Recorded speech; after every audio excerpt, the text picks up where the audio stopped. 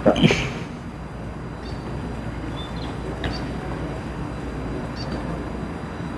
మధ్యన మళ్ళీ చంద్రబాబు నాయుడు గారి మాటలు వింటుంటే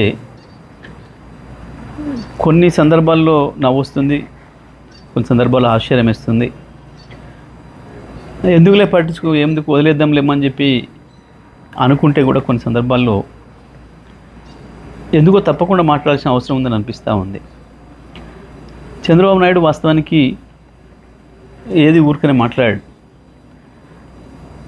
దాని వెనకాల ఏదో ఉంటుంది. తెలంగాణకు సంబంధించి, హైదరాబాద్ అభివృద్ధికి సంబంధించి చంద్రబాబు మాట్లాడే మాటలు చాలా హాస్యాస్పదంగా ఉంటాయి.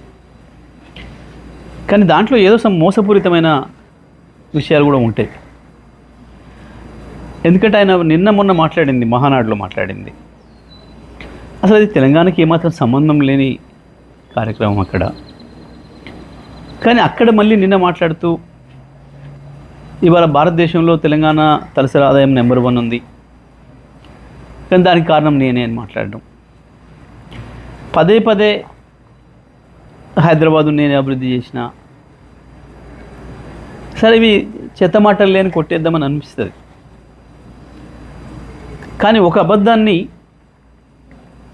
100 సార్లు చెప్తే నిజమని నమ్ముతారు అని ఏదైతే మనం గోబెల్స్ సిద్ధాంతం గురించి వెళ్ళి మాట్లాడుకుంటున్నామో, గోబెల్స్ కూడా సిగ్గుపడే పద్ధతిలో ఉంటాయి చంద్రబాబు నాయుడు గారి పనులు, మాటలు.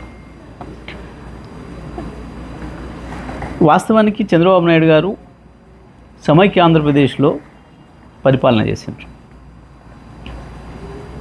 వారు మొత్తం కలిపి చేసింది 9 సంవత్సరాలు. 2004తోనే చంద్రబాబు నాయుడు గారి చరిత్ర ముగిసిపోయింది. సరే, వారంటే సీనియర్ నాయకుడిగా గౌరవం ఉంటుంది, అది వేరే విషయం. కానీ మాట్లాడే మాటలు విన్నప్పుడు మాత్రం చాలా చిర్రెత్తుకొస్తుంది. తెలంగాణ వాదులు వాళ్ళదైన పద్ధతుల్లో వాళ్ళు స్పందిస్తున్నారు సోషల్ మీడియాలో. మిత్రులు, నిజమే, కొన్నిసార్లు వాళ్ళు పెడుతున్న పదాలు, వాళ్ళు వాడుతున్న పదాలు చూస్తే కూడా కొంచెం బాధ అనిపిస్తుంది. అంత హార్ష్గా ఎందుకు మాట్లాడుతున్నారు మా వాళ్ళు అని. కానీ మీలాంటి వాళ్ళకు అదే సరైందేమో అనే భావన వచ్చేటట్లు ఉంది మీ ప్రవర్తన. ఎందుకంటే 2004లో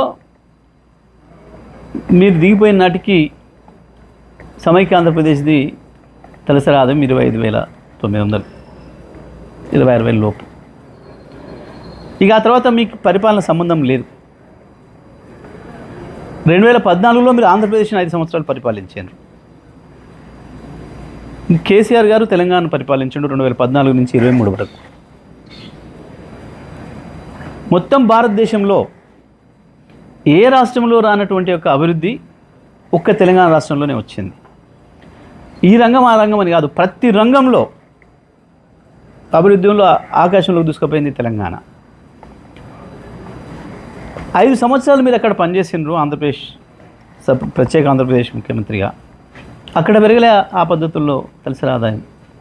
ఒక తెలంగాణనే సమైక్య ఆంధ్రప్రదేశ్ నుంచి విడిపడ్డ నాడు కేవలం 1,12,000 తలసరి ఆదాయం ఉంటే ఇవాళ 3,60,000 వచ్చింది, 3,70,000 వచ్చింది దాదాపు.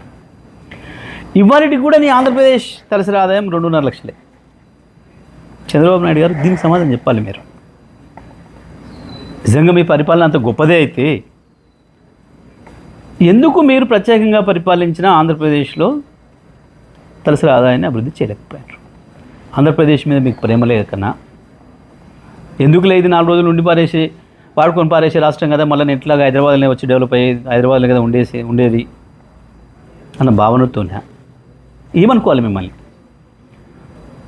భారతదేశంలో మిగతా ఏ రాష్ట్రంలో కూడా మోడీ గారి డబుల్ ఇంజన్ రాష్ట్రాలు 25 ఏళ్ళుగా మోడీ గారి పరిపాలనలో ఉన్న గుజరాత్తో సహా ఉత్తరప్రదేశ్, మధ్యప్రదేశ్, రాజస్థాన్